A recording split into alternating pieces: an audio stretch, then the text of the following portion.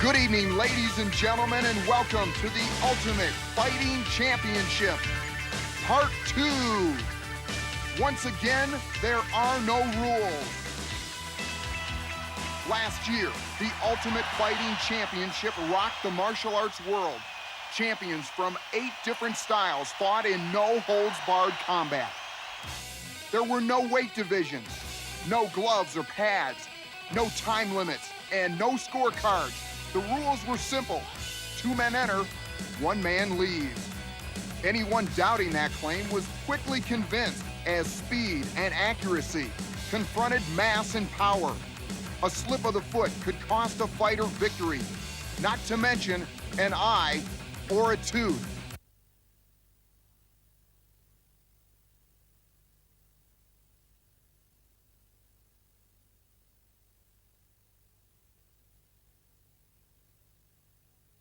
What did you expect going in? What do you expect now? Punch out. He punch out. What was your strategy? Let him hit me. Some were unprepared for this type of anything-goes match and couldn't adapt to the rhythms and techniques. Champions accustomed to particular range were forced to alter their strategies. Unexpected shifts left them vulnerable to sudden reversals and painful defeat. In the Ultimate Fighting Championship, the sharpshooter brought down the giant and then hammered him into submission. Strength did not guarantee success. Like dueling chess masters, the victor was the one who could think 2 moves ahead. I was thinking too much about getting a leg, not enough about worrying about my neck. It looked like you did have supremacy early on, and then suddenly it reversed like lightning. That's the way submission is. There was no room for paper tigers. If a fight goes longer than 1 round, I think there's something wrong with the way the people are fighting. This is real deal. This isn't boxing. After 2 hours of grueling combat, 2 battle-weary masters squared off in the final test. No quarter asked, none given. Combat distilled in its most basic equation, survival or destruction. In the end, it was Brazilian Jiu-Jitsu master Royce Gracie standing triumphant in the center of the ring. And tonight, he returns to defend his title in a battle of 16 world-class martial arts masters. If you thought he had it rough last time, you ain't seen nothing yet. What are you gonna do with the money? I'm gonna go to Disneyland. You going to Disneyland? Hello, everyone, and welcome to Mammoth Gardens, right back here in Denver, Colorado for Ultimate Fighting Championship 2 or Part 2. Hi, everyone, I'm Brian Kilmeade, joining you again like I was here in November. This time, I have a chance to sit down and talk to you. For those joining us for the first time, let me just inform you, welcome you officially. And for those here for the second time, let me tell you about some subtle changes this time around. Number 1, instead of 8 fighters, we have 16 fighters. Number 2, there is no 2. Round 2, that is. No round 2, no round 3, no round 4. There wasn't last time. This time, don't wait for a bell. We're just going to have 1 round, going to go right through. And again, as usual, there will be no rules. Joining us once again and joining me, I'm very fortunate to have next to me, and call him a friend, Jim Brown, sitting here in the broadcast booth. Jim, how do you feel about being here the second time around? Well, Brian, I'm very happy to be here. I'm glad to say hello to the audience out there. People are talking about the violence of this particular sport. Yes, it is violent, but you have a lot of action, excitement, and science. If you don't know your skills, don't get out here. If you don't know how to fight on the floor, don't come out here, people. This guy was up at 4 o'clock in the morning doing Good Morning America. It's amazing he's still awake. But Jim, thanks for joining us, and thanks for letting me sit next to you. Joining us, we're very fortunate to have someone who's very schooled in the martial arts and in Hollywood. Ben Perry, famed Hollywood stuntman. And Ben, you are the man when it comes to the expertise, because you've done this your whole life and you seem to thrive on it. Well, if you came for action, folks, you came to the right spot. It's the age-old question, what style's the best? I think it gets down to, Brian, who's the toughest person tonight? And it could be, and you've always heard all your life, if you think you're the toughest guy in the world, there's always someone out there just a little bit tougher. Well, I think that guy is here tonight, Royce Gracie, defending his title against some unbelievable competition. Yeah, I don't know how this event is going to turn out. I don't think anyone does. One thing we do know is where it will take place, and that'll be in the ring. But I use that term loosely because it's not a ring at all, is it, Herb Perez? 1992 Taekwondo Olympic gold medalist. Well, Brian, you're right. It's not a ring, really. It's an octagon. And in this octagon, we've had a lot of matches tonight. We have a lot more to come. Reason we picked an octagon, it's not going to favor any style. style, anybody, it's going to be fair in here. Also, we made the floor just a bit quicker so that the kickers and punchers will be on equal footing with the grapplers. Thanks, Brian. It's a very unique thing. If you're looking at that octagon and saying, I've never seen anything like it, you're absolutely right. The last time you saw it was back in November. It hasn't been used since. You talk about the first match, the last match we have coming up with the preliminary round, but we saw 7 bouts already. That's why I'm so keyed up, so please excuse me. Let's go over some of the results. You have a karate against an exotic, Doherty against Morris, and you have Scott Morris coming out on top. Scott Morris is the ninja. We didn't know a whole lot on him because he is a ninja, so that speaks for itself. Pat Smith, Ray Wizard, kickboxer against a karate master. Pat Smith, who was here in November, lost his first match. Must have learned something because he advances to face Scott Morris. You have David Levecki against Johnny Rhodes, Kung Fu against karate. And Jim, talk about endurance. Johnny Rhodes showed it. Oh, yes, he had tremendous endurance. I mean, it was a great fight. Yeah, it was a great fight. 39 years old. Jim loves the older guys who do well. You getting the theme here? Oh, yes. Yes. And you talk about Frank Hamaker. Did I skip ahead? No, I didn't. Frank Hamaker and Thaddeus Luster. Thaddeus Luster, we love his name, but he is out of the competition because Hamaker emerges victorious from Holland. Orlando Veit, not Wheat, against Robert Lucarelli. Well, it looked like 2 kickboxers against each other. We thought we'd see that. We didn't. Orlando Veit comes out victorious. Fell behind early on. Alberto Serra Leone, possibly the enigma of this entire event. Well, he lost now. He goes down to Remco Pardo, a very humble guy, a man who told Jim Brown, I don't even know how I'm going to do. I'm a little scared, a little nervous. He didn't look it. Scott Baker against Jason DeLucia. It's a match we just saw 2 Kung Fu experts take on each other. A great match, possibly the most strategy we've seen in both Ultimate Fighting Championships. Jason DeLucia emerges victorious. And that brings us up to our current bout. And you are now updated and saw what we have seen for the last 2 hours. 7 preliminary bouts. You remember I told you about 16 people, 8 bouts. Here is the 8th. And here are the styles, because when you talk about this event, you talk more than 2 individuals. You talk about styles. You have the Karate Man, of course, from Japan, and you have Royce Gracie, last year's champion, the ultimate grappler, the quintessential grappler, and right now Minoki Ishihara, a man who brought the Japanese press with him, a man who brought his own entourage, a man who many thought would get to the finals. However, he's got Royce Gracie. Here is Ishihara as he makes his way towards the ring. Talk about focus. That's a focus, man. He has that. He has the focus. He's a strong guy. He's noted for his quick reverse punches, thrust punches, counter punches. He's going to need that tonight. Yeah, he's actually smaller than Royce Gracie, who was the smallest one in the competition. He's 5'8". So here's a profile on the man from Japan we don't know much about.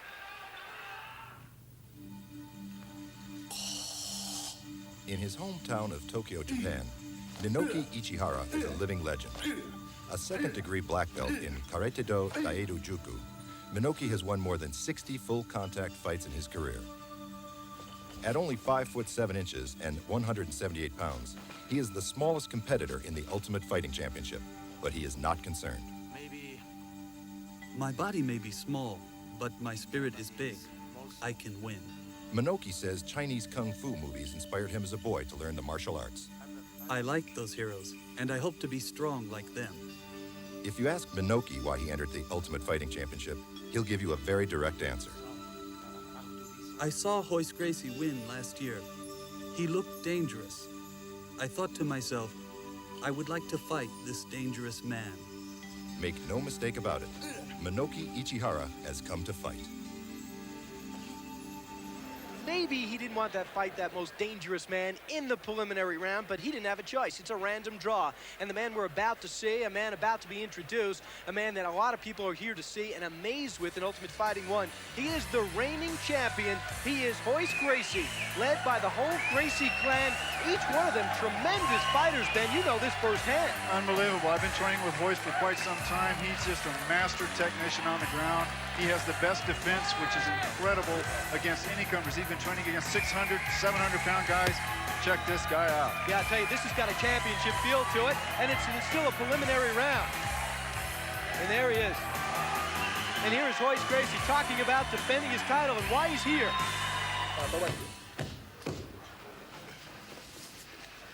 Hi, I'm Royce Gracie, and I'm 4th-degree black belt in Gracie Jiu-Jitsu, and I'm the current champion, and I'm here to defend my title. And defend his title he will. Well, let's go to Rich Goins for the formal introduction. G-Man? Ladies and gentlemen, Denver, Colorado welcomes the nation to the Ultimate Fighting Championship Part 2 at the Mammoth Event Center.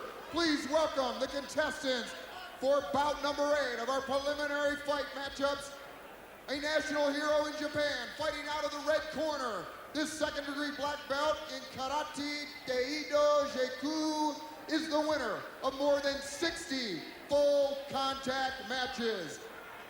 Although only 5'7" and 178 pounds, he has the heart of a giant. Give a big American welcome to Minoki Ichihara.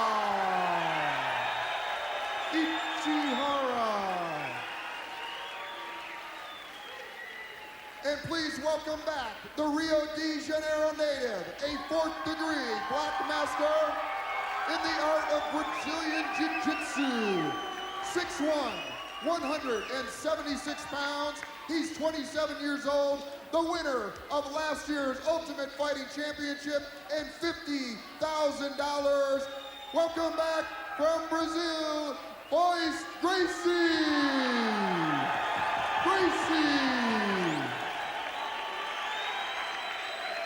Good luck, gentlemen. All right, we're gonna go take a look at both fighters right now. They are sizing each other up. Minoki Ichihara, 5'7", 178, a heavy guy, not that tall. Royce Gracie, 6'1", 176, and they're about to engage. Royce is gonna wanna go to a clinch quickly. He does not wanna get hit. And the reverse punches and thrust punches are really strong from Ichihara. Is Ichihara in trouble if he's on the ground? Oh, definitely. Definitely. And he's down. Yes, he's down on the ground. Yes.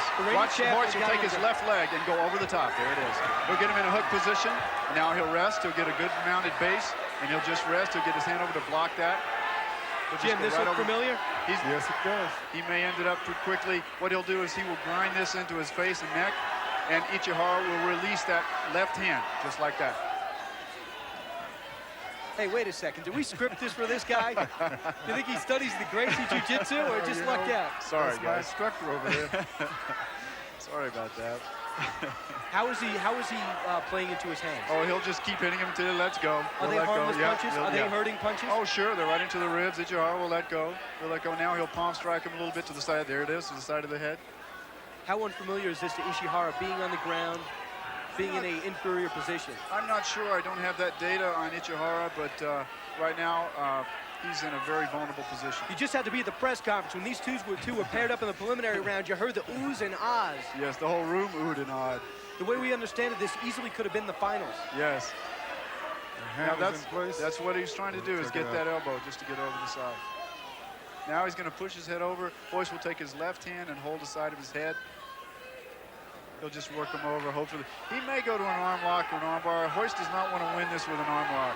Why? He wants to win this with a choke. You mean he cares how he wins? Oh, certainly, certainly. He doesn't want to win this with an arm lock. He will if he's losing endurance or if he's having a problem getting the guy in anything else. He will do that.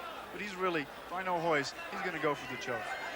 It's more dramatic. You got to think about the emotions going in. He won't talk about it, but he's representing the whole Gracie family as a member. He loses. I mean, he's got the whole family to face and to live up to, and that whole name. I think so, too. In this particular position that Royce is in, I don't think he's going to lose this match. He's rolling him over on the side now, and he'll go for the choke. Ichihara has a good lock on that shoulder, though. Really? Yeah. But that's okay. Royce is in good position.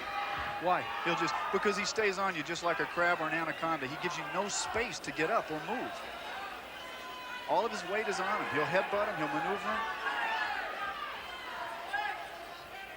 Now you'll see Hickson, Hoyler, Royce, Hoker, all of his brothers are right in front of him. That's the whole Jiu-Jitsu clan just talking to him right now. I guarantee you, Royce is not using any energy right now, hardly at all. You watch Hickson right there in the Guru. He's being blocked right now, but Hickson is the Guru. He's the man that Royce looks up to. That's He's correct. the man that really does a lot of training with Royce. That's correct. And after training with Hickson all this time, Royce says anything will be a welcome change. Yeah, one of his quotes. Yeah. See the whole Gracie family there. Yes. That's Horion. They're just on Lord from Horion. And again, it's not Gracie Jiu-Jitsu by mistake. It just isn't a coincidence. They invented this art. They perfected their style of Jiu-Jitsu. Originally came from Japan. How different is it from anything we've seen in other Jiu-Jitsu? Slightly, tremendous amount?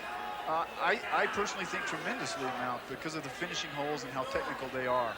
And they'll just wear the opponent down and wear the opponent down. Ichihara is in a tough position to be in right now. Is Ichihara expending a lot of energy? Oh, definitely. Definitely. Just laying there. Just laying there. Because not only is he on the bottom, He doesn't want to be on the bottom because Royce has him in a mounted position, and anytime he tries to roll or get up or move, he exerts all this energy. Royce is just taking his time.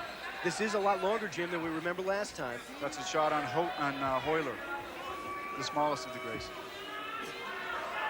Now also, anytime Ichihara will move or roll or try to get over, Royce will just go with him on top of him like a little crab. He'll just stay right on top of him. Royce can crank this up at any minute he wants to. He can dictate this fight. See how he's moving? And Royce just stays on him just like a crab. Naoki Ishihara says his best punch, his best weapon is the lunge punch. That's not going to help him. Lunge punch is a real strong technique using the reverse hand. If you're standing with your left foot in front and you throw a reverse punch, it would be your right hand coming forward. Real strong technique. And Royce Ishihara again showing more life. Royce is really punishing Ichihara right now. Man, you talk about a game face. Royce has it. He does.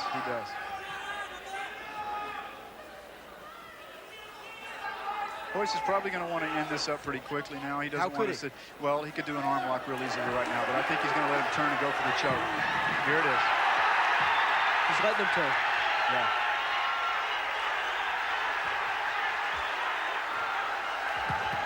He caught. He tapped. Was that an arm lock? Yes. No. I think he choked him out. I couldn't tell. Oh, he did. Arm lock. It looked like an arm lock. He probably broke his arm. You think that arm could be broken? I knew he was going to finish it pretty quick because he doesn't want to spend all this energy because he has other fights. He very possibly could have snapped that was close to a 5-minute fight. He probably popped the capsule in his arm. I couldn't really tell from this angle. Okay, he has him in a choke. That's not working. Ishihara's slipping out. Let me see if I can see what he's doing here. He reaches, he gives him his arm, goes in an arm lock. Watch him raise his hips. And yes. Okay. Right there. All right. Yes. See, the crowd was responding to the reversal in fortune. Yes. With it looked like Royce was being dominated, but you said no. It's just leverage, yes. Absolute leverage.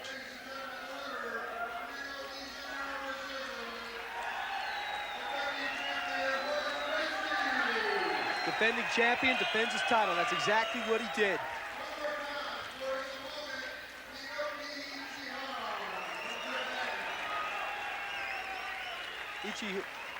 I thought that would happen. If Royce is going on, the fight's dragging on, then he will end it. Yeah, it was unbelievable. I'll tell you, to Ichihara's credit, he was the one who kept going. Ichihara kept him for 5 minutes. Yes, he did. But Royce dictated the fight the whole time. He was on top of him in a very good base. Had his feet hooked underneath, and he was just very stable. And Ichihara exposed his arm. Royce says, I don't want to stay here any longer. I'll take it. That's fine. End of story. For a technician, there's no need to rush. Yes. Yeah. But I'll tell you. No need to hurry up. But, Jim, we talked about that other factor, and again, we talk about expending energy, but the other factor is, hey, it's a preliminary round. Get in, get out. 16 fighters now. It's not always that easy. Yeah. Jim's a technician. He rushed for about 5 million yards. What's the deal here? And never did hurry it up. Okay. Know what I like to do now? I like to go back and show you out there, you viewers, what you missed, all right? We have Sharon Doherty losing to Scott Morris. We have the advancer there. Now, we have an announcement for you. Rhodes Hammaker came out on top. Yes, now, he did. Hammaker will not fight. We understand he's been injured. We're not sure what that injury is, but we do have alternates just in case something like this happened, and that, of course, goes to Fred Edish from Minnesota. We don't know much about him, 5th-degree black belt, and this looks like a Chinese word I've never seen before. Can you pronounce that? Oh, Bail out the if you can, Shoinryu. You mean the style of his style? Shoinryu, yes. What can you tell us about that? Well, it's a Japanese style, and we don't know much, like we said, about this gentleman, but because he is an alternate, he will not have to face the wrath of being winded from the first fight, so we'll see how that goes. Okay, we talked about this great fight. It lasted close to 12 minutes, possibly even longer. Levecki against Rhodes. And we're going to go take a look at it now. The bigger man suffers a very surprising fate, at least as far as I was concerned. This is the end of the fight. This was a grueling fight. It looks a lot worse than it is, folks. It gets a little grueling here because of the headbutt. Opened up the eye just below the eye, above the cheekbone there. It was bone on bone, and you can see the blood coming out. See, what you have to understand at home is they were in that position for about 10 minutes. 10 minutes, and the endurance of a 6'5", 290-pound man, David Levicki, was really tested, and unfortunately that blow just ended any type of endurance contest. Now we'd like to go to Robert Lucarelli and Orlando Veit. And this was supposed to be a classical kickboxing match. That's what I thought. Jim didn't didn't think that. And No, I did. Did you really? I did. Oh, you didn't. Orlando Beat, possibly the best conditioned athlete I've ever seen in person. What a specimen. He broke this takedown, broke this hole. That's what ended the fight right there, that knee to the face. And we thought the guy tapped, but he didn't tap in the round kick. Then he comes in and really finishes him off. He realizes the fight's not over. He turns around. This guy is an awesome specimen. Check this out. He comes back. The guy tries to protect himself. Whang, he misses him here. Now watch this crushing elbow to the back. Oh, devastating power. This guy is something to watch. Keep in mind, too, that Robert Lucarelli didn't even quit. His corner threw in the towel, and I'm glad they did. I'll tell you, that guy's got tremendous Brian, guts. That's a whole I don't different think element. he could quit. I don't think he was in a state of mind that Yeah. he really knew what was happening. Definitely. Okay. I'll bow to you guys on that one. And right here's the towel throw. They had to pull this guy off him. They really did. And what's also amazing is they'll hug each other after. And now the match you just saw, Royce Gracie, the defending champion, against Minoki Ichihara, a match that we were looking forward to. A lot of Japanese were also. It's and like- here is the closing of that match. Like we said, I couldn't see it. I thought he had him in a choke, but it was hard to tell.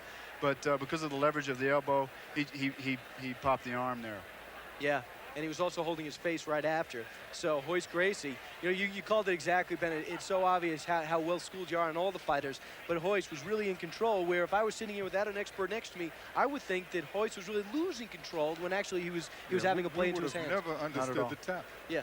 Not at all. It was lightning fast. I couldn't see it. I didn't think he would tap before his arm was extended. That's what was different to me. Usually the arm is extended and completely locked in. It's locked into place and it's hyperextended. That's why why you tap, and you can't really get out of that technique once it's locked in and the thumb is in the upward position. You know, one of the things we like to talk about, as well as the fighters and their history, is the discipline they study. It'll help you at home understand more about what you're seeing and appreciate it. So let's take a look at some of the 5 family of disciplines and some of those, some of the details. Karate developed to maturity in Okinawa. Karate means empty hand. Today, the term karate has become a generic term for countless styles throughout Okinawa, Japan, and Korea.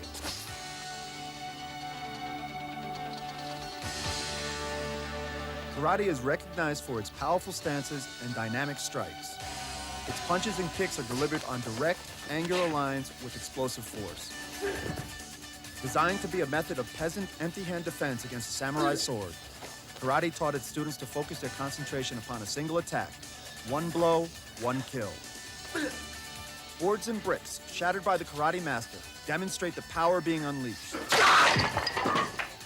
Easily the most popular fighting art in the world, karate is practiced by millions.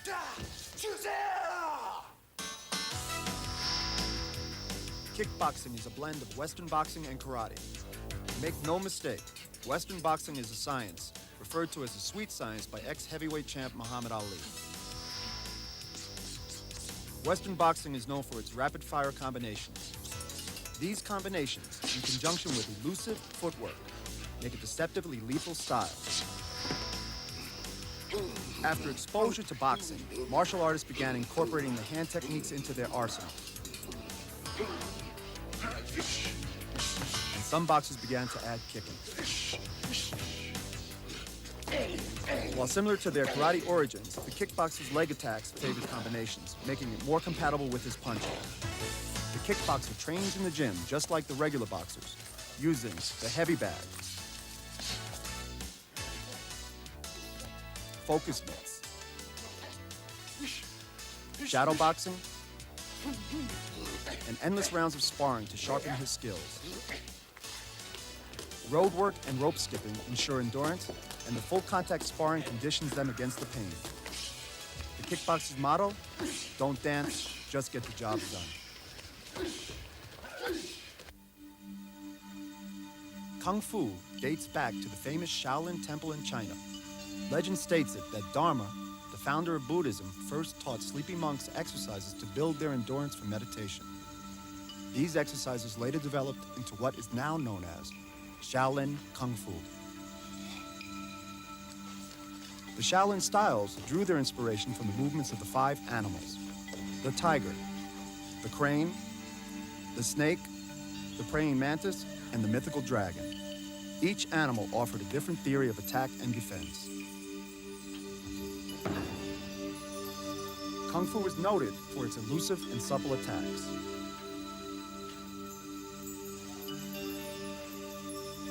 A Kung Fu fighter seeks to avoid or deflect an attack rather than squarely blocking it.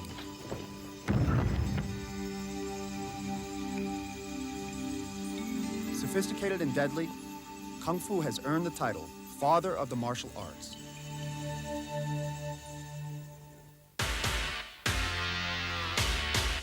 Grappling and wrestling skills appear in the history of nearly every nation.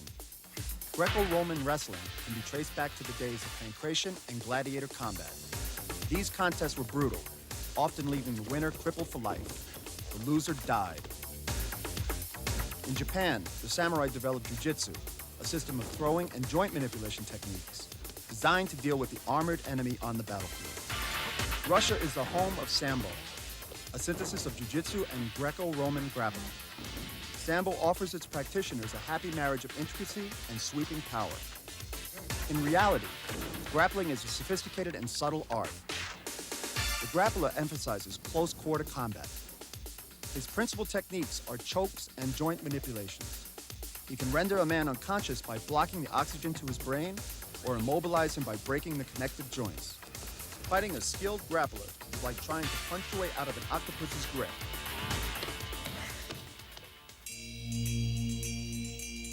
During the period of the shogunate in Japan, political intrigue and espionage played a crucial role among the feudal lords.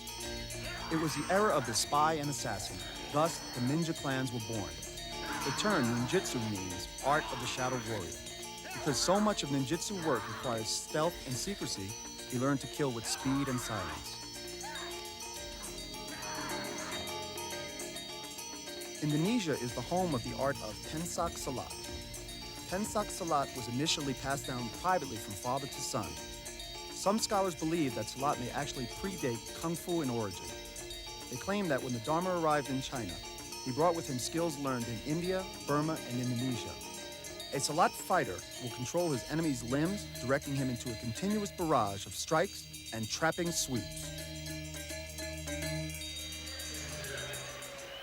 Yeah, we're back live here in Denver, Colorado, having a great time, just like we were in the first one. Some really intriguing matches. It's hard to believe, and the more experts we talk to, the more we're backed up by this. This is really more of a chess match than anyone understands. Oh, it really is. I mean, we're so lucky to have Ben with us to call those shots before they happen. You know, I worked out with him, and I mean, really, when I came out, I had so much respect for the sport. Yeah, you have so much for the sport. I don't know if you caught that before, but Ben anticipated every move that Gracie's made, and I wouldn't be surprised if Ben tries to jump in the ring for Ultimate Fighting 3. Ben, could we? No. I'm subscribing now to a magazine, Duh Magazine, so I'm not going to be doing that. All right, now it's time for a look at the disciplines and the match we're about to see as we move into the quarterfinals. It is kickboxing versus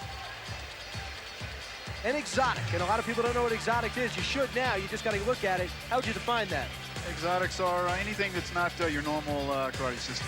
And right now it's time to look at Scott Morris. Scott Morris won his earlier match, beating Sean Doherty with very little energy. And I'll tell you, Jim, you mentioned this before, the endurance factor. Scott just pumped him right out. Yeah, he's coming in real fresh, real fresh. If he can protect his neck, when they go to the ground, he's a tough guy. He was a lot tougher than I thought he'd be in the first shot. And you got to wonder what was going through his mind early on, because it was his first real match. Yes. And here's Scott talking about advancing in this competition. Hi, I'm Scott Morris, representing Robert Bussey's Warrior International in the Ultimate Fighting Championship, and we came to win.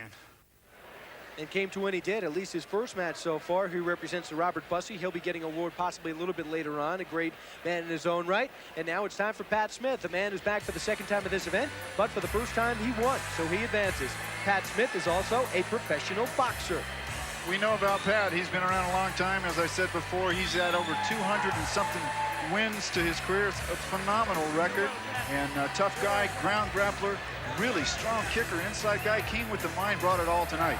Is it possible to look relaxed when you're going into a fight like this? Because if so, I think Pat is.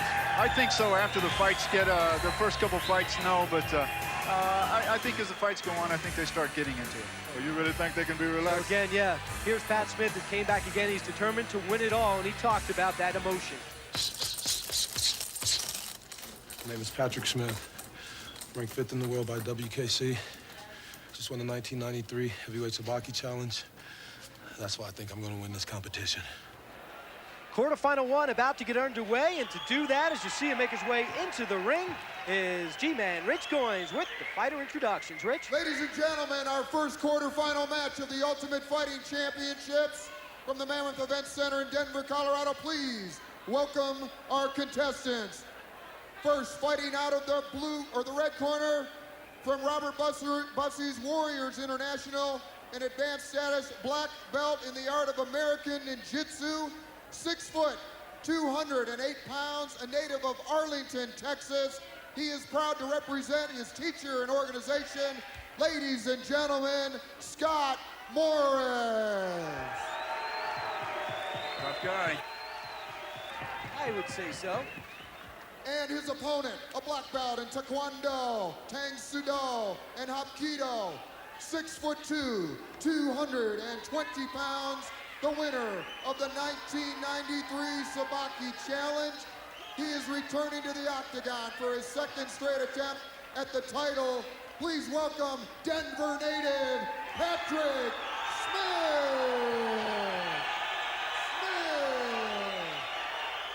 Patrick Smith, glad to be here. The crowd glad he is still alive in this tournament. They have their hometown boy, and he is as relaxed as any man I've ever seen in the octagon. And here is the tail of the tape. Scott Morris, 6 foot, 208 pounds. Pat Smith, about the same dimension, 6'2", 219. But all the training, it all comes down to this. Pat is a strong, strong man, even though he just stood there when he came to him. Big takedown there. Look at this. He's going to break the hold by punching himself out of it. That's a really tough position for Scott to be in. Really tough. His corner probably throw the towel in on this one. It's over. Whoa. That's intense, folks. That is intense. Whoa. That's what it's all about. And I'll tell you, throw is over. Yeah.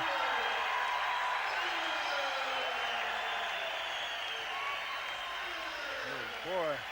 That was over fast. That was fast and brutal. Really intense. Elbows are the second toughest bones. Here is Pat Smith. We're going to go to a post-fight interview. Take it, Herb. Okay, Pat, that was a great fight, nice and quick. What do you expect in that? Last time Cameron Shamrock got a hold on me that I didn't know how to get out of. Same thing would have happened to him. I've been working on my ground fighting just a little bit. Not like I should. Well, that was terrific. What do you expect for your next game? What do you expect? The big guy he's a submit holder. He puts all his weight on you. He's gonna mess up and try to take me down like he did. He's gonna throw him off balance. I'm gonna be right on top of him, I'm gonna pound him. All right, Pat, good luck. Back to you, bro. Yeah, thank you very much, Herb. Got a chance to see Pat Smith, and we're going to take another look at the replay. Here's Pat Smith saying, throw in the towel, because I don't even know officially that this is over. Guy can't even stand up. This guy can't even get up. You know, how tough was that? Yeah, I'll tell you, what are you thinking right now if you're watching this and you know you have a chance of facing this guy that just took out Scott? Well, he's going to go to the ground, that's for sure. And what Scott did is he gave him leverage. When Scott was on the ground, he should have reached up and grabbed him around the neck to hold him close to him so that Pat could not get up to give him leverage and punching power. We move on to the quarterfinals now. And before we get to the fighters, as usual, we like to introduce the disciplines. And they're very alike. They're the same. Karate versus karate. And you talk about Johnny Rhodes, and you talk about a man that was a last-minute alternate, Fred Eddish. Fred Eddish comes in for a injured Frank Hamaker, and right now we're taking a look at Johnny Rhodes, 39 years old, and he was in the longest bout in the history of Ultimate Fighting, and that was close to, what, 15, 16 minutes. Well, that's something to tell your grandkids. I was in the longest bout in the history of the Ultimate Fighting Challenge, so if nothing else, he did that, so he's in the record book. Well, he did it, but I'm not sure how much it took out of him. Yes. Yeah, you know what else, Jim? We have a last-minute substitution in this bracket of the quarterfinals. This man has not fought yet, and even if he isn't as skilled as Frank Hamaker, who is hurt, he's fresh. And right now it's time for our first look at Fred Eddish, an alternate in, as I mentioned, for Fred Hamaker of Holland. And here is Fred Eddish as we get a look at him, 5th-degree black belt, as I mentioned before. He's here because I have absolute faith in my system of Kenpo. And what does Kenpo mean for grappling? Well, it doesn't mean much for grappling. It means a lot for power kicks and inside tough punching. But Shorin-ryu is his style, and we'll check it out.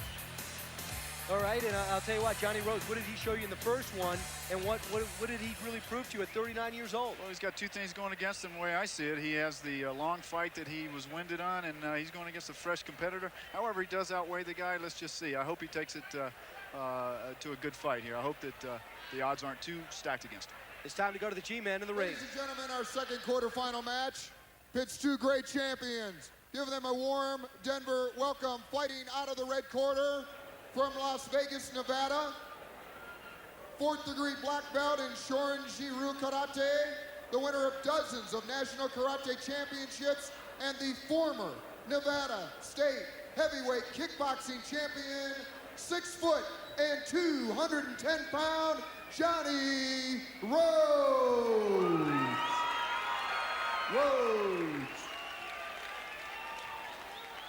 And ladies and gentlemen, we have an alternate for the second quarterfinal match. He replaces Brock Hamaker, who withdrew with an arm injury. This gentleman is a 5th degree black belt in the art of Shorin, Irimatsu Moran Kempo. Fighting out of the blue corner, he comes from Minnesota, 6 foot and 180 pounds. Give it warm Denver welcome to Fred Eddish. Sometimes these last-minute entrants can give you a tough time. Sometimes they can be unorthodox, and we'll see what happens here. Hey, Jim, Fred Eddish, very fortunate, comes into this tournament in the quarterfinals. Maybe. I know what you're saying. They get mighty close. There's a zone there that they have to contend with, and that's that distance just between the fighters before they make the initial move. Now, was Johnny one who initiated the ground play last time, the grappling? We may see some techniques here. May not go to the ground yet. If you get the close-up, you can see Johnny's eyes. So intense. That straight right hand is going to come into play here. You'll see counter-punching from Johnny Rhodes. There it is. Kurt. That straight right hand. He'll let him get up and try to kick him. Here we go. So Fred's got to get up. Well, he'll try to get up, but he should put his left hand behind him and scoot up with his left leg. You shouldn't get up facing forward. You should get up going backwards so you can protect yourself if the guy comes in. The only man I've seen get up from this position was Jason DeLucia in the preliminary. Yes, he did it correctly. Oh, whoa. That punch by Johnny Rhodes has opened up a cut on Fred Eddish like I've never seen one punch do. Yes, this fight's over.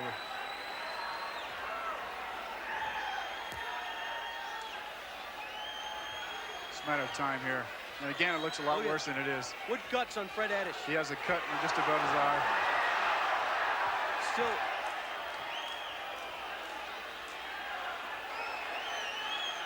Does Johnny want to avoid getting down with him? Well, I think the corner should just recognize what's going on here. 2.5 minutes old. Yeah, it's He's pointing to his eye. It's the will of the fighter. There's no question. You see a big mouse up there above the eye. I think Johnny showed some empathy again in his early fight against Levicki. He's showing it here. Yeah, it's very difficult for him to see. That's why he keeps shaking his head. Now, is Rhodes seeing openings but deciding not to go in? Well, it's very difficult. He doesn't know ground grappling, so if someone is on the ground and they're kicking at you like that, it's fine. You cover up, you grab the leg, and you go for a mounted position. And now this is a familiar exactly position. What he did. Yeah. Now he has all the leverage to punch. If he knew the choke, he'd go for the choke here. He's got his left hand in place. His right arm should just go right behind the head now to choke him out. Can't say enough about Fred Eddish taking this kind of pain. Yes, yes. It's very difficult for him to see. The bad cuts are above the eye. You know, Ben, it's amazing that they would not learn those chokeholds. I know, isn't it? It really is. It was right there. Yeah, I agree with you. I mean, I could have. Here he goes. Here, he's got him in his left hand in place. He can choke him out with one arm, by the way. He'll probably tap now because one arm is all it takes. He just has to close that together. And Fred's energy really seems sucked out of this pool. Yeah, definitely. And he knocked out his mouthpiece. He's done everything except tap out. Yeah, if he rolls over on his stomach, then it's really going to close that choke into a... How do you get out? Ben, how do you break Well, you just protect your neck. You just reach up, shoot one hand underneath the elbow so that it takes both sides of the neck to be choked out. So the other, Johnny isn't closing the choke. It's over. Again, it's over. Johnny Rhodes truly impressing everyone here. That was very impressive. Oh, yeah. That was very impressive to come back after that long fight like that and do what he did. Well, I think it was, but if you look at the size of this gentleman and you deal with the fact that he's a kicker. Yes. It really wasn't. Exactly. Much of it. Exactly. Fred Eddish, he comes in as an alternate. He doesn't know what to expect. He's in the quarterfinals against a guy that just crushed a man 6'5", and David, he sits in there. Fred Eddish does to his credit. See, that counterpunching is really tough because as soon as you expose yourself by giving a kick like that, you're leaving yourself open for a counterpunch. So all what Johnny did is step back when he tried to throw a kick, and then he came with a straight right hand. Now it's just a matter of time. He really hurt this guy. You want to hear from Johnny Rhodes? All right, let's go to Johnny Rhodes right now. Herb. Okay, Johnny, it was a great fight, great fight. The guy wouldn't give up. What'd you think about that? Well, he's a tough guy. There's a lot of good, great competitors here. You don't want to embarrass yourself. You want to hang in as long as you can. Johnny, you got a lot of spirit. You had a lot of energy out there. What do you anticipate for the future? Well, I'm 39 years old. I've boxed, I've kickboxed, I've done it all. And I wanted to try this. What do you got planned for the next guy, Johnny? Well, Pat's a tough fighter. He has a lot of weapons. But I plan on boxing him. Hopefully, not let him get me on the ground. All right, champ. Good luck. We'll see you later. Time to move on now. We talk about two men who advanced to the quarterfinals. We have Orlando Veit against Remco Pardoe. And this is kickboxing against. Let's take a look at the disciplines. Kickboxing versus grappling. And not only, again, let's re-emphasize, not only are you going in there representing your person, yourself, you're representing your style and your discipline. It's time to go now to Orlando Veit, who's once again, for the second time tonight, making his way through the smoke and making his way through the ring. Now, he didn't have that exhausting of a first fight. No, he didn't. Great fight for him, but he's still a question mark with me. What? Didn't know he saw him 3 minutes. This guy's fun to watch. He is really fun to watch. Talk about technique, power, quickness. He's got it all. All right, here's Orlando. I'm Orlando Veit, Thai boxing world champion. We're gonna have some fun in the Ultimate Championship. See you. Hey, hey. Here's another man back for some fun, advancing to the quarterfinals, Remco Pardoe, a grappler. Jiu-jitsu is one of his specialties. Judo is another. This is a big man, 24 years old, and according to Jim Brown, just a big kid. He looks like a big kid. He's much bigger than his opponent, of course. He's also from Holland, so Gerard Gardeau and the guys are with him, bringing him into the ring, and that was a very long fight that he fought earlier, so he's a bit winded too. This may be a very quick fight here. What would you say about getting the first fight out of the way in the preliminary rounds, knowing it's a victory? I would virtually eliminate nerves. Yeah, I don't think that Remco has a chance. Here's Remco talking about this event.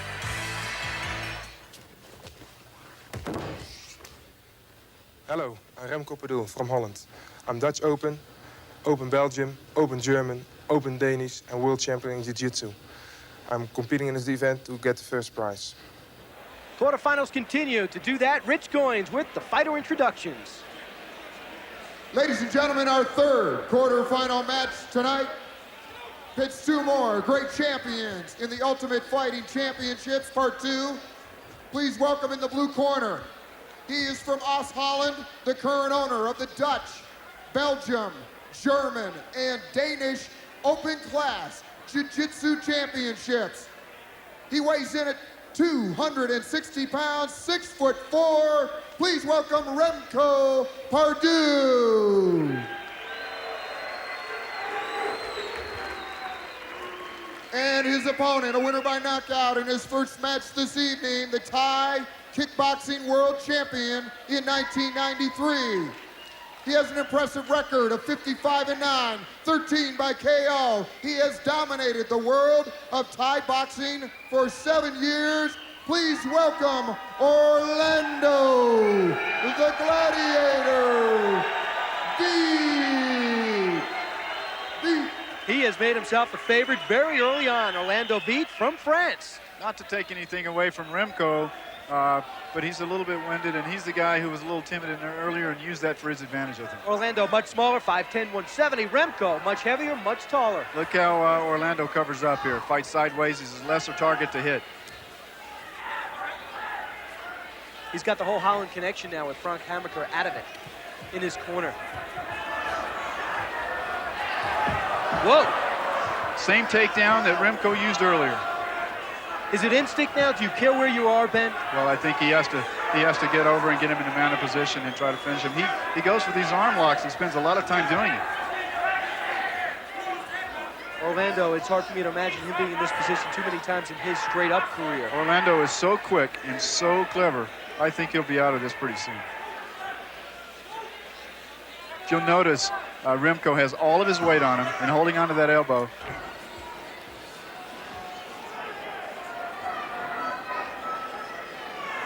He doesn't want to put all of his weight too far over because Orlando can pull him over his body and then get him in a mounted position. He can just swing him over the top.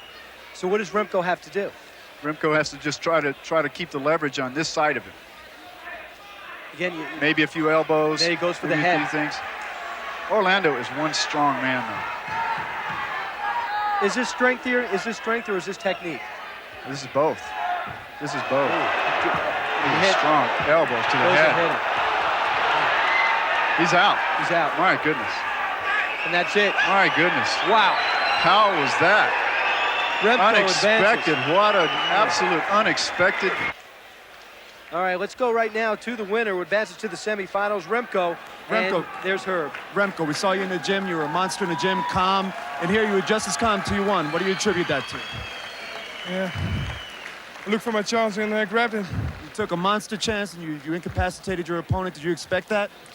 I didn't expect to win. You didn't expect to win? I thought he was a tough guy. Okay, he was a tough guy, but maybe you were a tougher guy. What do you anticipate for your next match? Try to win. Remco, good luck. You did a terrific job. Back to you, Brian. A man of few words, huh? Yeah, a man of very few words. I didn't expect to win. He said that yesterday. He says, I don't expect to win. I'm very timid and I'm very nervous right now. But he found himself in the right position, and look what happened. Had all the leverage. Unbelievable technique. Yeah, it's unbelievable. So is the technique of the ring card girls, I understand. But right now we're going to move on through the quarterfinals. You have Scott Baker, who lost Jason DeLucia, and then you have, of course, Royce Gracie, last year's champ. Now it's time for a look at the disciplines before we get to a look at the fighters. So it's Kung Fu takes on grappling. And this is a fight that's been done before. It was about 2 years ago. And the man right now that took on Royce Gracie is making his way into the ring. He's Jason DeLucia. And Jason's coming in through the smoke. He looks so good. And Jim, I think you mentioned off camera what a tactician he was. Yes, I think the fight was a great fight from the standpoint of the arts. Yeah, and he beat Scott Baker to advance. What could he possibly have learned in those 2 years after they went down to the Gracie Academy and fought, where I think Jason didn't last more than 5 minutes, he told us? Well, the more you learn the Gracie style, the more the Gracies continue to learn. So I don't know how he stands a chance. Here's Jason talking about his goals today. Hi, I'm Jason DeLucia. I'm from Bellingham, Massachusetts. I'm a red sash in the Chinese Kung Fu 5-animal system, and I'm here to test myself in the Ultimate Fighting Championship. And believe me, test himself he will against Royce Gracie, who's making his way into the ring with the whole Gracie clan. Keep in mind, these people all have just fought. And right now we go to the ring, to the smoke. The Royce Gracie and the whole Gracie family as they make their way into the ring, all of which seem as though they're all ready to fight. Royce has not planned anything different for this fight opposed to any other fight. He has a strategy. He sticks to his strategy, his game plan, ground grappling. He's an absolute master. He can choke you out, put you to sleep faster than your grandmother can say once upon a time. You know, all the Gracies have said they really respect Jason and what he's accomplished so far. They love his attitude. They love his willingness to learn other arts. That means that they're going to get him out of there quick, huh? I guess so. And there's his dad, the man. There's a ring announcer. Ladies and gentlemen, our final quarter match of the evening. At the Ultimate Fighting Championships Part 2, please welcome our two combatants out of the red corner. 5'11", 190 pounds. He is a holder of the red sash in 5-animal Kung Fu. He is the winner of 22 bare-knuckle matches from Bellingham, Massachusetts, Jason DeLuca.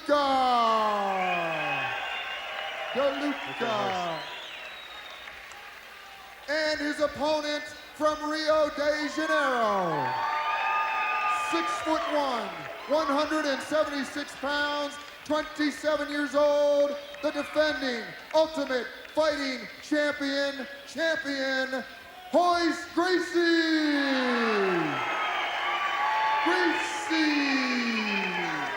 What comes to mind when I watch Royce is the way he tries to stare down his opponent. He just stares and he freezes. He's like a big cat. Big cat. Jason again. Royce is used to this. A little bit bigger. 5'11", 190. Royce 6'1", 176. Kind of slender. Jason knew this would happen.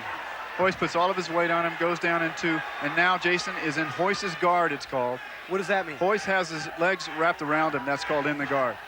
So now all Royce will do is slide out from his right side. He'll scoot out on the back, and he'll roll out on the side. He's just scooting now on the other side, you can see. Jason has focused all his energy on beating Gracie. He knew he'd face him. Yes. I don't know about the quarterfinals. Yes. He's got him in this. This is indicative of the earlier match. Tries to roll him over in his position here. Watch. Look how Royce's head is very close to Jason's head. It seems that Gracie's have predictions of moves, 2 or 3 moves ahead. Yes, they do. And if this doesn't work, they'll go to something else. It's a calculated thing. I have to ask you something that still amazed me. Couldn't that gi be used against you? Couldn't it be pulled over your head, reminiscent of a hockey fight? It can, but usually if it's pulled over your head, you can recover from it fairly quickly. What do we see? He's already saying the outer arm lock, he'll break his arm. He's going to snap his arm. He did, too. Oh. Is that broken? Yeah, I think he did. That was quick. Doesn't matter. If you're on the bottom, they love being on the bottom. It does not matter. They fooled you once again, didn't it, Brian? Yeah, I'll tell you, the acrobatics there was as acrobatic as I've seen all the Gracies. That was about how long a match you was thought that? you were looking at something. Yeah, I really thought I was seeing a reversal. I think so was the crowd. No. Can't wrestle with a snake. And right now we advance to the semifinals. The semifinal brackets are set. You have Smith against Rhodes. Patrick Smith's been there before. Rhodes has simply astounded us at 39 years old. Then you have Pardo Remco against a man that didn't, well, we thought would be there, but Remco did not think he'd be there as he takes on Royce Gracie. So those are the brackets for the semifinals, and this moves right through. Hard to believe a short time ago, we had 16 fighters involved. It's going very quickly. However, there were some long fights, and I think the guys who've been in there the longest time are going to pay the price. Yeah, I think they're going to be paying the price. Again, another element to factor into this. They don't come back next week. They don't come back tomorrow. They come back tonight. So after they win, the trick is to win, and to win as easy as possible. All right, now it's time to take a look at the disciplines as usual. So as we move to the semifinals, let's do it. Let's take a look at the disciplines and as they oppose each other. Karate will face some kickboxing. Patrick Smith against Johnny Rhodes. And right now it's Patrick Smith making his way to the octagon for the second time tonight and third time overall. Patrick Smith, I think it's too narrow of a focus to call him a kickboxer, isn't it, Ted? Definitely, he's a very all-around fighter now. Very guy. He brought everything tonight. He's a complete champion. There's not much to say about him. You've seen him here display his talent. Yeah, he's definitely got a air about him. He's definitely got a charisma about him. So you believe Smith is going to win? I'm not making any predictions. I'm not in the prediction I business. will. Are you? I am. I'll tell you, Johnny Rhodes, if he's not tired, he's not human. If he wins, he is not human. Time to get a better look at Patrick Smith. Patrick Smith is often called the uncrowned king of kickboxing. With over 200 full-contact victories to his credit, the title is well-deserved. He is the 1993 Sabaki Challenge heavyweight champ. A native of Denver, Colorado, Patrick enters the octagon tonight as a hometown favorite. Last November, Patrick lost an action-packed match to shoot fighter Ken Shamrock. He says the experience taught him a lot. We learned something that night about ankle locks with shoot fighters, and we didn't prepare for them at all right. And now I know how to get out of them. Patrick moves like a panther in the ring, stalking his prey with power and grace. With Patrick Smith in the octagon, anything can happen. And anything might happen, anything will happen, because Johnny Rhodes has won 2 matches to advance to here. It's hard to find a weakness in this man, and he comes into the ring for the 3rd time, and I think it's within 45 minutes. And what could be going through his mind? How long was that first match? Was that 15 minutes, the first match? I think it was very impressive. I don't know where he got that second win, but I think he surprised us in his second fight. Longest match in the history of the Ultimate Champion. Unbelievable. Yeah. He came back very impressive. You know, and you talk about Johnny Rhodes, you talk about a guy that does have that killer instinct because he does know how to win. He's a great guy, he's a true sportsman, but he wants to win. And right now it's time to go to Rich Goins so we can start this semifinal. Ladies and gentlemen, our first semifinal match of the evening in the Ultimate Fighting Championships Part 2. Please welcome the competitors. First in the blue corner from Las Vegas, Nevada, a 4th degree black belt in Shorin-ji Ryu Karate, the winner of dozens of national karate championships, and the former Nevada State heavyweight kickboxing champion, 6 foot, 210 pound, Johnny Rhodes.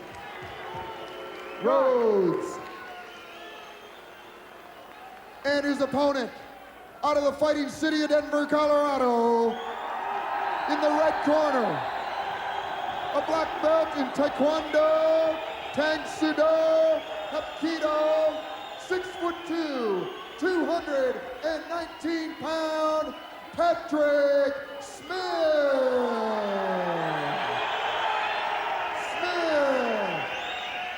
He's pumped coming off that last fight. Yeah, he is coming up that last fight. And I wonder what Johnny Rhodes is thinking. He saw how brutal and how relentless Patrick Smith was. It's going to be tough.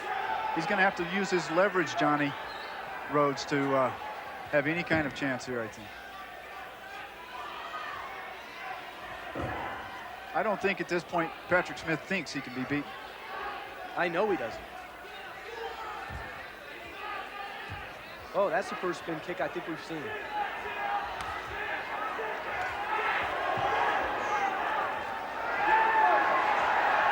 It's that counter right hand that hurt the other person he was Keep in mind, when it comes to boxing, Pat Smith is a pro boxer. He's undefeated as a pro boxer. Hard to imagine, isn't it? Johnny has a good right hand going for him, too. And watch how Johnny throws that lead round kick, and then Patrick just lifts his leg in defense. And this is the closest to a boxing match we've seen. Yes, it is.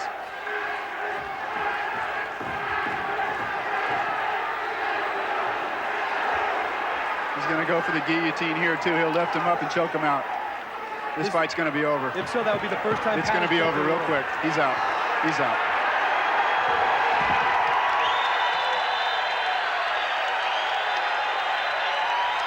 A little cocky. Smith wins in 45 seconds. A man that fought over 25 minutes tonight looks so invincible. Patrick Smith makes it look easy. He did it right. He did it right. How he lifted him up when he had the elbow, the blade of the elbow underneath the neck and lifted him up in the guillotine. It's a deadly technique. A lot of confidence.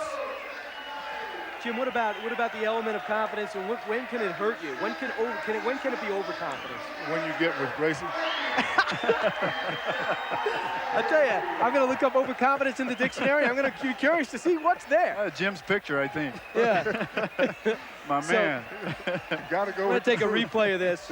Pat Smith's so dangerous. He's unpredictable. I don't know how he's going to win, but we just are pretty convinced he wins. Johnny Rhodes goes right into this position by tucking so low right there. And Pat, excuse me. So how many Pat times? did this earlier. Yeah. I'll tell you what, we've gone through, what, a jug of water here?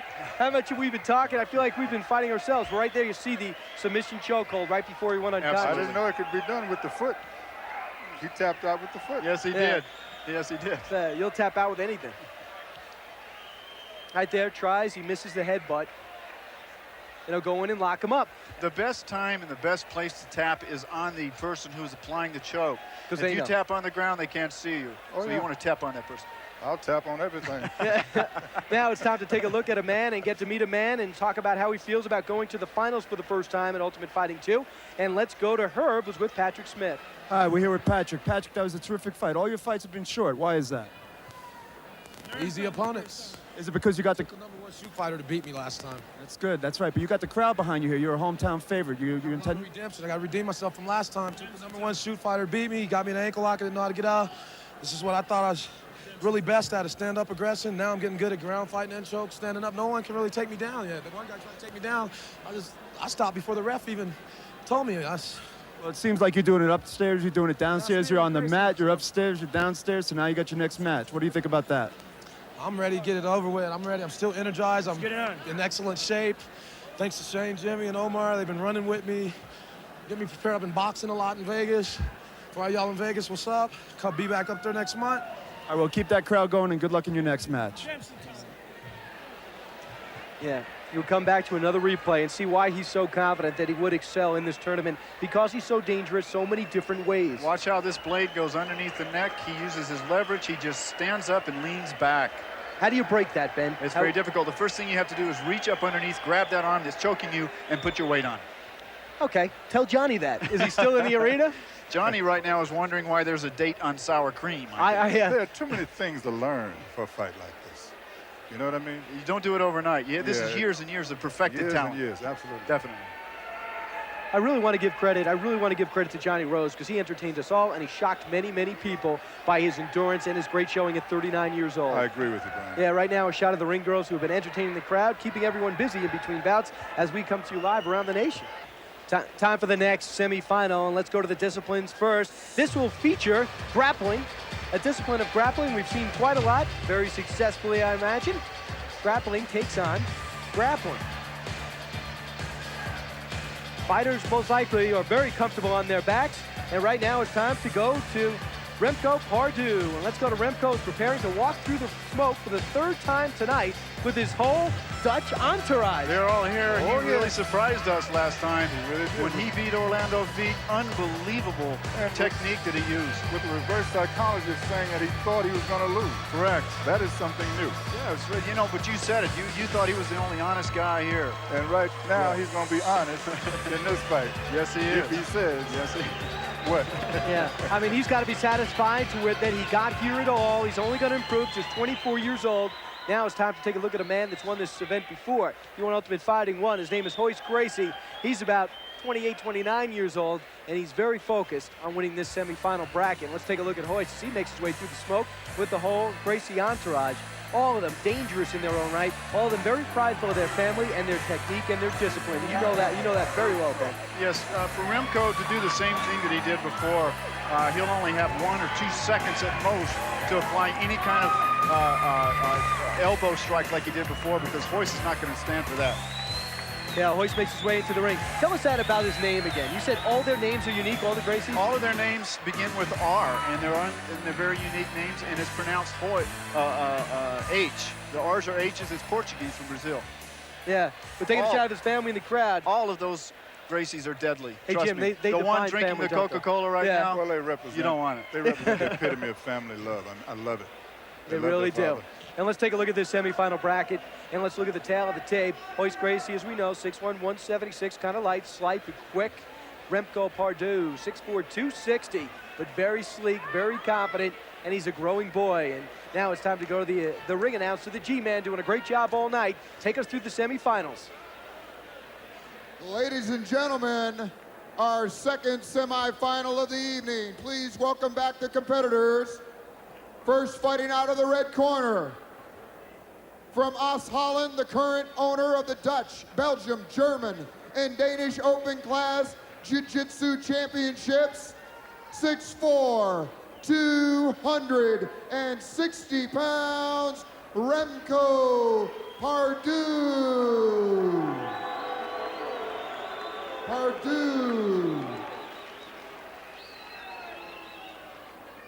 And please welcome back, once again, out of the blue corner, the defending Ultimate Fighting champion from Rio de Janeiro, a master in the art of Brazilian Jiu-Jitsu, 6'1", 176-pound, Royce Gracie. That's Royce's look. Yeah, as the Gracies get more acclimated into the American culture and people learn more about him, I look for them to take a much easier path towards fame. Because this guy, that face, I mean, this guy should be in the movies, Jim. Oh, he is in the movies. Yeah. Oh, this is Quite very an actor. real. I think Royce will try to end this quickly because of the altitude. He doesn't want a long fight. And if Remco exposes his arm as he did in the other 2 fights, I think it's going to... Why look at the eyes? Why do the eyes give away what he'll do? Because he doesn't want him to think that he's going to shoot low, so he keeps everything high. He'll fake high with his hands. He'll raise his hands above. Watch. Just a second, he'll just lift his hands up. They'll go up a little bit higher, and then he'll shoot. He'll take him down just like that. He puts all of his weight on him so that Remco tires out. He's just sitting down. Well? He's just sitting down right now. He'll hook him, he'll take him down. Is Remco resisting well? Yes, he is. Yes, he is. It's just a matter of time. He'll go for the choke right away. He'll get his left hand out. He's going to pry it out. And if he grabs his hand, see his left hand, he goes over the back. Remco should tuck his chin in here to keep that. Now Royce can choke him out with his gi. He can choke him out with his gi right here. See, Royce has his gi, has him by the gi. Yeah. He can choke him out just like and this. Keep in mind, both these fighters are reasonably fresh. He has the gi. Royce doesn't see. Royce doesn't see that the gi is on the chin. Oh, he doesn't. He's got to pull his head up. Who? Royce has to, he's looking now. He has to pull Remco's head up to get the gi underneath the chin. And how can the gi do that? Just work as a weapon? Oh, absolutely. But he still doesn't know. He still doesn't see it. How's Remco doing? Remco's fine. I think I don't know unless the pain here, unless he gets enough of it around. He looks like he's in tremendous pain. Yeah, he's tapped out. He's tapped out. And the Gracies, Royce Gracie's in the finals one more time. Yes, sir. What a final. Pat Smith, never have planned it. Royce Gracie, I'll tell you, Remco has nothing to be ashamed about. He did tremendous. Unbelievable. And a man just entered the ring to soothe Remco that lost to Gracie in the finals. He looks like there's words. Oh, he said, come back. Yes. Okay. Remco said that would be the biggest fear, is running into Royce. It's what he was most nervous about. And I know that Royce wasn't making sense to him. He had the pressure. Any man would have gone down. He just didn't see it hooked over his chin. And Royce kept looking around. He still couldn't see because his chin was tucked. That was about your 1,000th great observation, Ben. Yeah, he's had a great night as well. Yes, sir, my man. Hey, let's take a look at the replay. Just tapping out. It's over. And you were saying that, Ben, you didn't think the lock was in securely?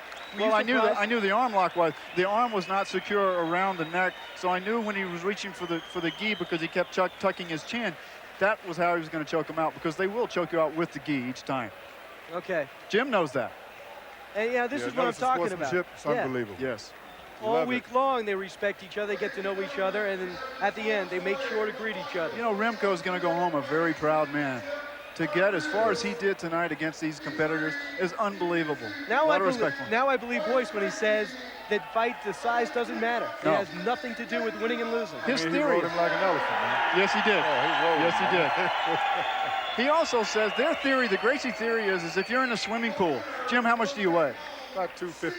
That's big man. I weigh 148. If we're in a swimming pool at the same time, we're the same size. That's their theory on the ground. How big would I be in the swimming pool? Big man. Pretty big. Oh, yeah, you're pretty big. I'd be big? Big man. Yeah. Jim, we'll talk about that later. Guys. Yeah. You know, it's very interesting. There's one man in this country in Ultimate Fighting Championship that fought both men, and it is Ken Shamrock. Ken Shamrock fought the Gracie. That's how he got eliminated early on. He beat Patrick Smith. He broke his hand. He wasn't able to compete. You saw him before. I think it's important we go to Ken Shamrock right now, who's with Herb. Herb? Okay, we're back here with Ken Shamrock. Ken, what do you think about it so far? Let me tell you, it's a breathe. You have to take a breather when you're watching all this. You know, there's a lot more competitors. You know, there's 16 of them this time. Last time there was 8. So you got a lot more going on. I think the level is kind of bumped up a bit here. You know, you got Remco part. He was impressive. I was really impressed with him. You know, he gets a little more practice in there with some submission and learning some of the Gracie's chokeholds and things like that. I think he's going to be a power or a force to reckon with. Patrick Smith, you know, he's a changed man. I see him doing a lot of things here. I don't think, you know, that he has the grappling ability to beat Royce in the finals, but Royce is going to have to work. He's going to have to take the punches away. He's going to have to take to the ground and keep Patrick from getting on top, because Patrick is strong and he could throw a punch. You know, I got your list of predictions in my pocket. You made some predictions. They're looking pretty good so far. Well, you know, I picked Patrick Smith and I picked Royce to be in the finals, and here they are. You know, along the way, some of the guys got bumped off, but the same are there, you know. Okay, you got $50,000. Who's this going on? Who's it going to? Who's it going on? Oh, Royce, all the way, baby. I want him to win because I want to see him in Japan. You know, it's I want to come back and show what I have. And last time I got in here a little nervous, didn't prepare properly. And Royce is an outstanding grappler on the ground. And I'm going to have to be at my top game to beat him, and I plan to be there. So if you had a plan for this, what would you plan? How would you beat Royce next time? It's a secret. Talk about the guy Patrick Smith, who's now in the finals. Ken Shamrock knows this quite well, straight up, that Patrick Smith has learned to grapple. He says he worked on grappling. That means a lot to me. It might mean a lot to Jim, but Ben, you know what it takes to be superior in grappling. Can you learn enough in 6 months to be effective? You can be very effective in 6 months. The best way to teach someone nothing is show them everything. So if you can take this step by step and really get it into your computer bank, put it on the hard disk, if you will, you can definitely be a force in 6 months. Yeah. It's easy to learn, very easy. You can be a force against someone that's done it all their lives. Oh, absolutely. Really? Oh, absolutely. You have an aptitude for it. Patrick Smith against Royce Gracie. That'll be our final matchup, Jim. All right, now it's time to take a look at the disciplines and the fighters behind them. But first, let's look at it. Kickboxing takes on grappling. That's Gracie Jiu-Jitsu. And that's Patrick Smith they talk about. And right now, Patrick Smith does something he's done 3 times, 4 times in all. Patrick Smith will make his way into the ring through the smoke. Let's see if he's as relaxed as he has been in bouts past. Patrick Smith makes his way through, talking to the crowd. This is his hometown after all. True deserving champion to make it this far, Brian. Everyone in the whole arena, they're on their feet, giving him a standing ovation for this final bout. Is he as relaxed as he looks, Jim, in your estimation? It looks a little different this time, I think. I think he's going to be all business. Patrick Smith has gotten it home quite well. He's got a great future in so many different aspects, so many different arts, so many different disciplines. He'll make his way into the ring and take out a guy who didn't get an opportunity to face him in UFC 1, and that is Royce Gracie. He not only fights Royce Gracie, he fights Gracie Jiu-Jitsu. And it should be very interesting because I have not seen Pat on his back. I have not seen him grapple yet, but he says that he's done a lot of work in that area, and he certainly will be tested right now.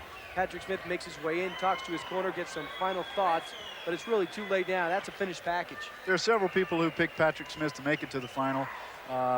Ken Shamrock being one. Ken's a true champion. What a great guy. Ken actually has he's a comic strip character in Japan. So is he that's really? Yeah. And here's a guy that is a real-life character here. He's making his way into the ring. In front of him is the whole Gracie family. He is Royce Gracie, the defending champion, and he's going to get his chance to defend his title right now. This will be his 4th match tonight. And he takes on Patrick Smith, the man, as I mentioned, he has not faced. His concentration is quite evident. His family's concentration is quite evident. Patrick Smith just taking water on in the corner. He knows he's facing a champion. He knows he's facing something he's never seen. Even though Royce has spent more time tonight in the ring, he exerts less energy than Patrick has. Have they looked at the films, guys? Does he know what Patrick Smith will do? I think so, of course. All right. Royce really doesn't care. I'll tell you, let's take an up-close look at our defending champion, Royce Gracie. When Royce Gracie steps into the octagon, he brings 65 years of tradition with him.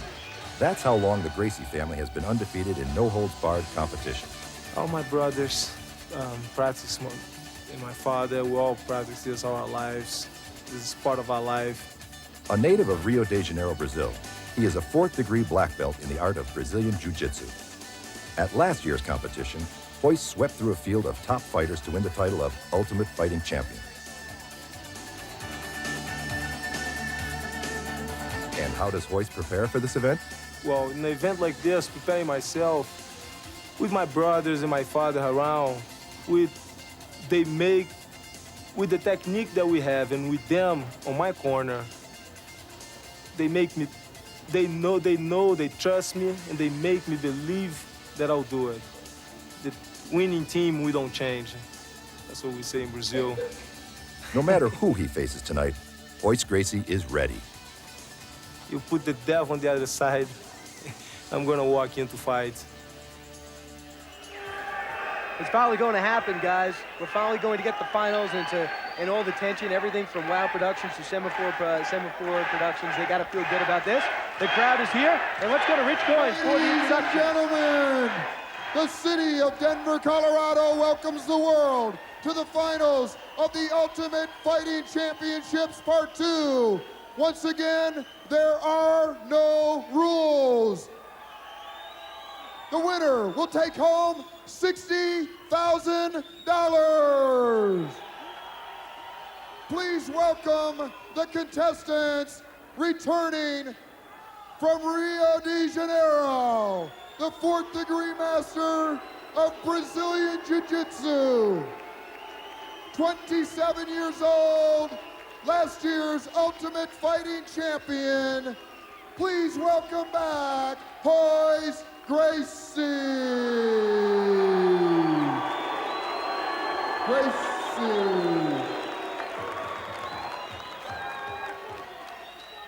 And his opponent a black belt in Taekwondo, Tang Sudo, Hapkido, 6'2", 220 pounds, from the fighting city of Denver, Colorado, Patrick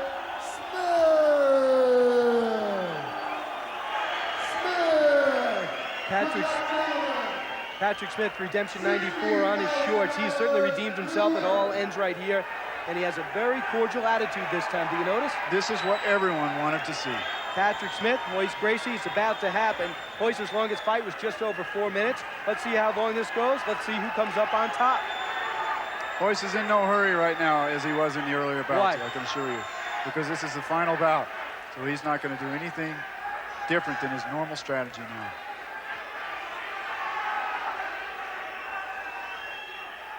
I think Patrick will probably try to kick, try to knee, and be very careful to go to the ground.